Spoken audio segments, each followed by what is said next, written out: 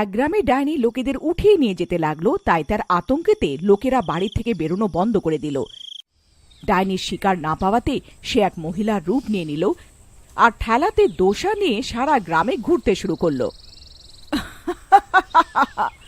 এখন কি করে বাঁচবে আমার হাত থেকে? তারপর ডাইনি আওয়াজ দিতে শুরু করলো, দোসা নিয়ে নাও দোসা, দোসাওয়ালি দোসা নিয়ে নাও দোসা।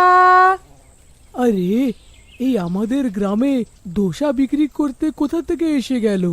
হ্যাঁ গো, আগে তো কোনোদিনও দেখিনি একে। ডাইনি ধরেনি একে এখনো? আরে সে তো মহিলা, আর ডাইনি তো শুধু পুরুষদেরকেই ধরছে না, এত সুন্দর মহিলাকে তো ডাইনি একদমই ধরবে না। কি কি বললে? সুন্দরী? আজ পর্যন্ত তো আমার এত প্রশংসা করনি। আরে আমি তো এমনি বলছিলাম। রিমা, তুমি রেগে যাচ্ছ কেন? চলো আজ তোমাকে ধোসা খাওয়াই, এসো চলো। আমি খাবো না, তুমিই যাও, আমি বাড়িতেই ঠিক আছি। ও ঠিক আছে, আমি চলে যাচ্ছি। আরে ডোসাওয়ালি, একটু ডোসা তো খাওয়াও।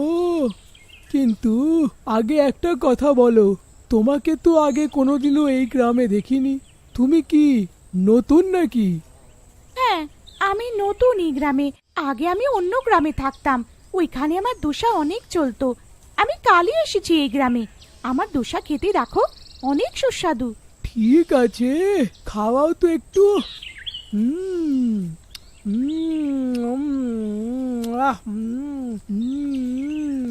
বাবা বাবা বা, মজা এসে গেল, এ তো অনেকই সুস্বাদু। তারপর ও খেয়ে বাড়ি চলে যায়। তারপর ডাইনি রোজ আসতে শুরু করলো। সারা গ্রামে ওর সাম্বার দোসা অনেক পছন্দ করা হলো। তারপর সব গ্রামের লোকেরা আবার বাড়ি থেকে বেরোতে শুরু করলো।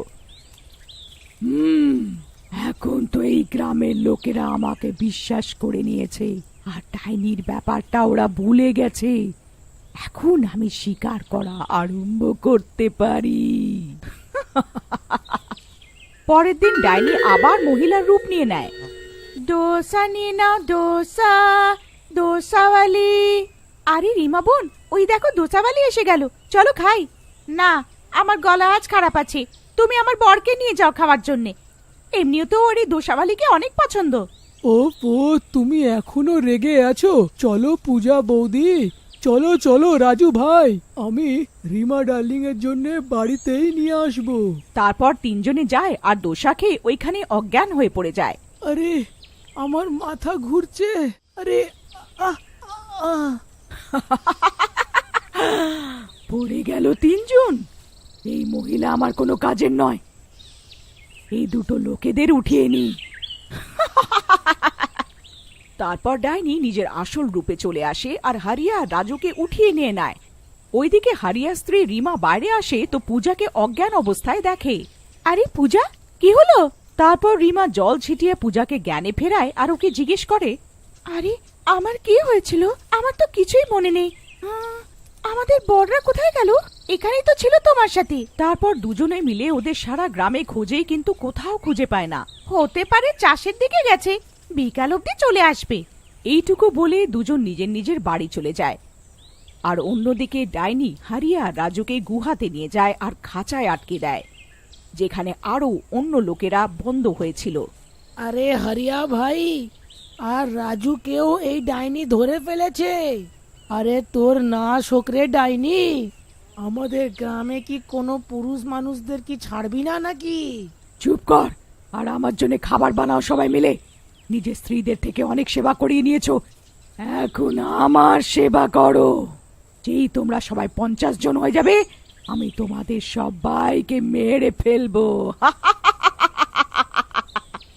আরে আমাদের মারতে কেন চাইছো? আমরা তোমার কি ক্ষতি করেছি? এত ভেবো না, চলো তাড়াতাড়ি এই পাঠাটা বানাও হারিয়া। তারপর ডাইনি একটা মৃতদেহর কাছে যায়। ওই মৃতদেহ ওর বরের থাকে। রাহুল, আমি তোমাকে খুব শিগগিরই জ্যান্ত করিয়ে দেব, ব্যাস আমার আর কিছু লোকেদের দরকার। এই বলে ডাইনি আবার দোসা বিক্রি করতে আরম্ভ করে দেয়। আর একটা গ্রামের লোক দোসা খেয়ে অজ্ঞান হয়ে পড়ে। আর দোসাওয়ালি ডাইনি রূপে চলে আসে আর ওকে উঠিয়ে নিয়ে চলে যায়। তখনই ওটা ওর স্ত্রী দেখে নেয়।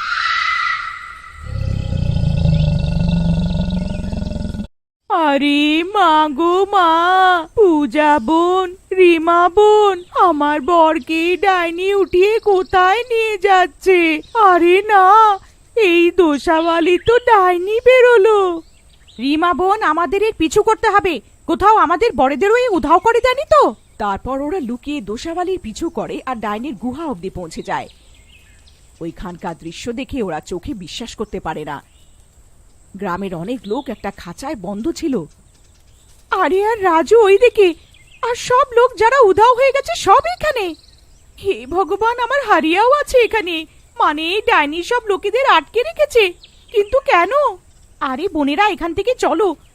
যদি এই ডাইনি আমাদের দেখে নেয় তো আমাদেরও এখানে আটকেই দেবে, আর আমরা আমাদের বড়দের কোনোদিন বাঁচাতে পারবো না। চলো। হ্যাঁ হ্যাঁ বোন, ঠিক বললি, চলো ফেরত গ্রামে।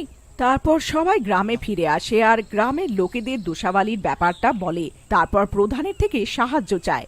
আরে বাপরে, এ তো অনেক খারাপ হলো। আরে ওই ডাইনি আমাকে না উঠিয়ে নিয়ে যায়। আমি তো এই গ্রামের সব থেকে হ্যান্ডসাম লোক। কি প্রধান মশাই, এটা ঠাট্টার সময় নয়। এই দেখুন দোসাওয়ালি আসছে, আমি মশাল নিয়ে আসছি বাড়ির থেকে। সব মহিলারা নিজের বাড়ি মশাল নিতে চলে যায়। আরে প্রধান মশাই, আজকে আপনি দোসা খাবেন? না না, আমার খাবার নেই তোমার ধোসা, তুমি যাও। দোসাওয়ালি চলে যায়। আজ তো কোনো শিকার পেলাম না। আরে প্রধান মশাই, সে কোথায় গেল? আরে ভাই, আমি খুব জোর বেঁচে গেছি। সে গেছে, ওই দেখো, ওই যে চলে যাচ্ছে। চলো এখন ওর পিছু করি, আমাদের নিজেদের বড়দেরকে বাঁচাতেই হবে। আরে না, আমি যাব না, আমি মরতে চাই না। তুমি যাও, আমি তো এখন জোয়ান পুরুষ আছি। হ্যাঁ। বুড়ো ভাম। আরে প্রধান মশাই ঠিক বললেন, আপনি তো জোয়ান আছেন, আপনি এখানে বসুন, আমরা নিজেদের বড়দেরকে বাঁচাতে নিশ্চয়ই যাব। চলো বোনেরা। তারপর সব গ্রামবাসীদের স্ত্রীটা মশাল নিয়ে ডাইনির পেছনে যায়। হে ভগবান, আমাদের স্ত্রীদের পাঠিয়ে দাও। হ্যাঁ গো, শুনছো? দেখো আমরা এসে গেছি, আমরা সবাইকে বাঁচিয়ে নিয়ে যাব। তখনই আওয়াজ শুনে ডাইনি ওখানে চলে আসে। তাহলে তোমরা আমার ব্যাপারে জেনে ফেললে? দোসাওয়ালি ডাইনি রূপে থাকে আর ওর অনেক রাগ হয়। চলো, ভালো হয়েছে, তোমরা মহিলাদের সামনে আমি নিজের বরকে জ্যান্ত করব। কিন্তু তুমি আমাদের বরদেরকে কেন মারতে চাইছো? তুমি কে? রিমা আমার বোন, তুমি? ওই দেখো আমার বরের দেহ, তোমাদের বড়দের বলি দিয়ে নিজের বরকে জ্যান্ত করব। রিমা যে ওই মৃতদেহর কাছে যায়।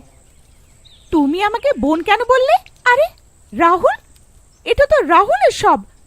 তুমি তুমি কবিতা? হ্যাঁ রিমা, আমার বোন। আরে কবিতা, এইসব কি হলো? তুমি মরে গেলে কি করে?